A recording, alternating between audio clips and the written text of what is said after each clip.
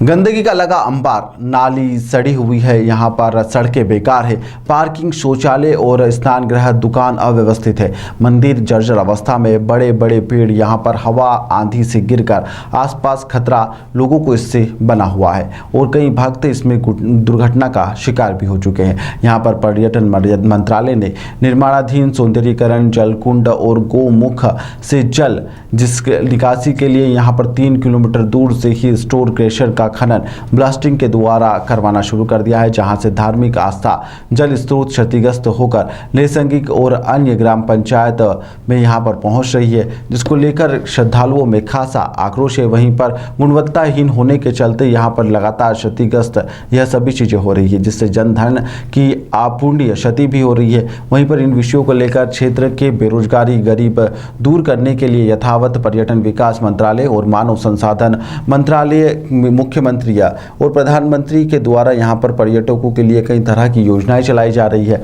लेकिन जुनारदेव विशाला रमणीय आकर्षण शांतिपूर्ण भक्ति भाव से यहां नास्तिक भी आस्तिक बन जाता है, लेकिन यहां पर किसी भी प्रकार का कोई ध्यान नहीं दिया जा रहा है, जिसके चलते यहां पर लोगों में खासा आक्रोश भी देखने को मिल रहा है। पालिका पंचायत जो है सरपंच द्वारा पूरा प्रयास किया जाता है जी। और कभी कभी तो वो खुद पैसा लगा देते हैं जी जी। उनका बहुत इंटरेस्ट है, बड़ी कृपा है भोलेनाथ की। यदि मान लो शासन प्रशासन तक मिल जाएगा तो एक सुनिश्चित व्यवस्था होना चाहिए जी जी। पर्यटकों के हिसाब से जी, साफ सफाई है, पानी की व्यवस्था है। यदि मान लो शासन प्रशासन से ऐसा सहयोग मिल जाएगा जी, तो क्या होगा कि एक जिले का एक बहुत ही गौरवपूर्ण स्थान है जी, जो भगवान भोलेनाथ की कृपा से यदि डेवलप हो जाएगा तो ये बहुत अच्छी बात है जी। मैडम, आप एनजीओ के माध्यम से क्या समिति यहाँ गठित करना चाह रही हैं, बताइए थोड़ा सा। हाँ, मैं चाहती हूँ कि यहाँ की जो ये हालातों को देखते हुए जी, इस शासन प्रशासन से मेरी एक ही गुहार है कि हर तरफ ध्यान दिया जाता है। बस ये क्षेत्र ही इतना पुराना है, ये शायद पूर्व से ही है और ये पूरा प्राकृतिक है। प्राकृतिक रूप से देखा जाए तो सबसे पुराना मंदिर यही है और यहीं से ही शुरुआत होती है हमारे चौरागढ़ की, जो हम बड़े महादेव के नाम से जाना जाता है। यहाँ प्राकृतिक चीजें ऐसी हैं कि यहाँ खुद ब खुद शिव पार्वती, जो आज की स्थिति में जो बताया जाता है यहाँ के हिसाब से, हम चाहते हैं कि वो ज्यादा से ज्यादा हर लोग देखने आए, बाहर के टूरिस्ट लोग जो हैं उसे देखें और जाने। जब वो बाहर के लोग आएंगे, यहाँ की गंदगी, यहाँ की परेशानियाँ, यहाँ का रख रखाव देख के तो उनको दुख होगा कि शासन प्रशासन इतना पैसा देती तो है, जाता कहाँ है ये पैसा। हम चाह रहे हैं कि इसे अच्छे से देखे, प्रशासन इसे देखे, इसका रख रखाव करे। इनमें कुछ ऐसे कर्मचारी बेचारे वेतनभोगी नहीं है, उनको खाने को ढंग से नहीं है, वो बेचारे क्या साफ सफाई करेंगे, उनको खाने को नहीं मिलता, उनको वेतन नहीं मिलता, साफ सफाई का ध्यान कौन रखेगा। शासन प्रशासन को एक बार इसे ध्यान से देखना चाहिए, इस ओर ध्यान लगाना चाहिए। बस मैं सभी से यही शासन से प्रार्थना है कि मेरे इस और ध्यान दिया जाए और सभी जितने वेतन भोगी, यहाँ कोई भी नहीं है, पंडितों की हालत खराब है। 500 रुपए में क्या होता है, एक महीने का 500 रुपए में एक क्या होता है, कुछ नहीं होता।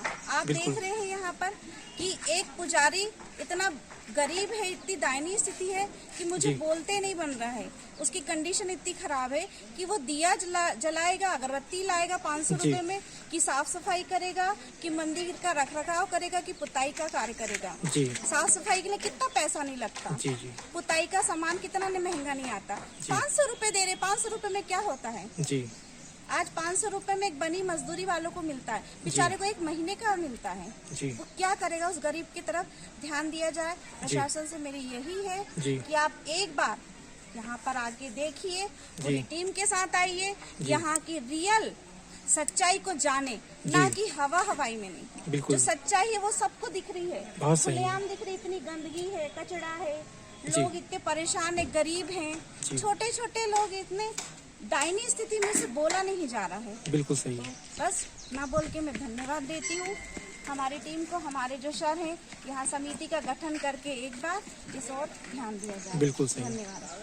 अभी चर्चाएं हुई हमारी, और यहाँ की स्थिति जो है, सतपुड़ा की वादियों में घिरा हुआ ये जो क्षेत्र है, इस क्षेत्र का कोल खनान, पेंच और कन्हान में जो कोल माइंस के वर्कर हैं, धीरे धीरे इनका भी पलायन हो रहा है। यहाँ अब प्रदूषण जो है बढ़ने की कगार पर है।